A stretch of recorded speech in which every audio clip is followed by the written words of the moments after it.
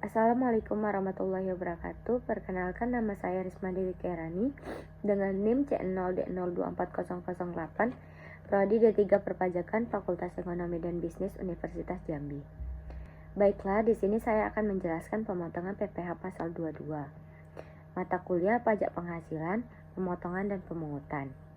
Oleh dosen pengampu Bapak Dr. Wirmi Eka Putra, SEMSI, dan Ibu Sheila Aprilia Murnidayanti, SPN MA. Baiklah, yang pertama-tama saya akan menjelaskan pembahasan. PPh pasal 22 adalah pajak yang dipungut atas transaksi tertentu seperti impor barang dan penjualan barang strategis. Pajak ini bertujuan meningkatkan penerimaan negara serta mengawasi arus perdagangan barang dan jasa sebagai bagian dari pembangunan nasional. Mekanisme pemungutan diatur dalam Undang-Undang Pajak Penghasilan dan Peraturan Menteri Keuangan yang terbaru untuk memastikan kepatuhan wajib pajak serta efektivitas pemungutan. Baiklah, selanjutnya saya akan menjelaskan mekanisme pemotongan PPh pasal 22. Pemotongan PPh pasal 22 dilakukan oleh subjek pemungut yang ditunjuk pemerintah seperti bendahara pemerintah, BUMN, dan pengelola marketplace. Objek pajak meliputi impor barang, penjualan hasil produksi tertentu, dan pembelian oleh pemerintah atau BUMN. Tarif bervariasi mulai dari 0,1 hingga 7,5% dan dikenakan tarif lebih tinggi jika wajib pajak tidak memiliki NPWP. Pemungutan dilakukan, disetorkan, dan dilaporkan secara berkala dengan bukti potong sebagai dokumentasi. Selanjutnya saya akan menjelaskan subjek PPh pasal 22. Subjek yang wajib memotong atau memungut PPh pasal 22 antara lain Bank Devisa, Direktorat Jenderal Pajak, Bea Cukai untuk impor barang, bendahara pemerintah, kuasa pengguna anggaran untuk pembelian pemerintah, badan usaha milik negara atau BUMN, perusahaan swasta di sektor tertentu, pengelola platform perdagangan elektronik atau marketplace. Pemerintah juga dapat menunjukkan pihak lain sesuai kebutuhan. Selanjutnya saya akan menjelaskan objek PPh pasal 22. Objek pajak ini meliputi semua barang impor, penjualan barang tertentu seperti semen, kertas, dan kendaraan bermotor, serta pembelian barang oleh pemerintah dan BUMN. Selain itu, pembelian bahan baku industri di sektor kehutanan, perkebunan, pertanian, dan perikanan termasuk objek PPh pasal 22. Perdagangan melalui platform elektronik juga dikenai pajak sesuai tarif yang ditetapkan oleh peraturan terbaru. Selanjutnya saya akan menjelaskan tarif PPh 22. Tarif PPh 22 bervariasi tergantung jenis transaksi. Seperti impor barang api dikenakan 2,5%, non api 7,5%, penjualan semen 0,25%, kertas 0,1%, otomotif 0,45%, pembelian pemerintah 1,5%, dan transaksi marketplace 0,5%. Wajib pajak yang tidak memiliki NPWP dikenakan tarif 200% dari tarif normal. Tarif ini menyesuaikan jenis barang dan pelaku usaha agar pengenaan pajak adil dan efektif. Baiklah, selanjutnya saya akan menjelaskan contoh perhitungan PPh pasal 22. PT Pasaribu Motor mengimpor barang dari Korea. PT Pasaribu Motor adalah importir mobil yang telah memiliki angka pengenal impor atau API.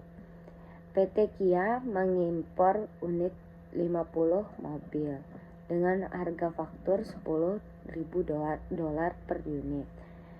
Masih biaya asuransi dan biaya angkut yang berkaitan dengan impor mobil tersebut masing-masing adalah 2% dan 3%.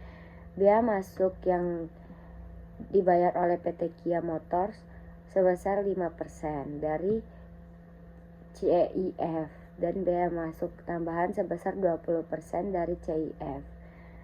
Kurs pada saat itu ditetapkan oleh Menteri Keuangan sebesar $1 sama dengan Rp9.000.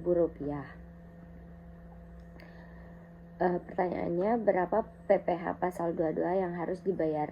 Harga faktur 50 unit dikali $10.000.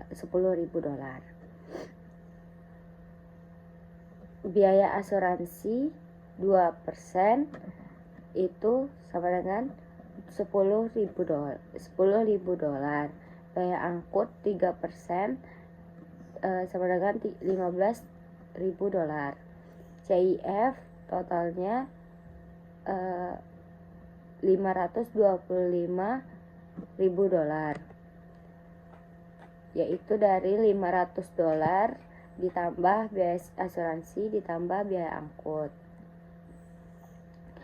Lalu bea masuk 5% dikali $525.000 dapat hasilnya $26.250.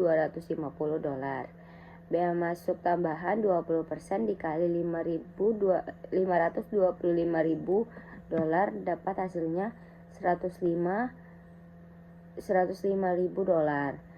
Jadi nilai impor sama dengan $656.250.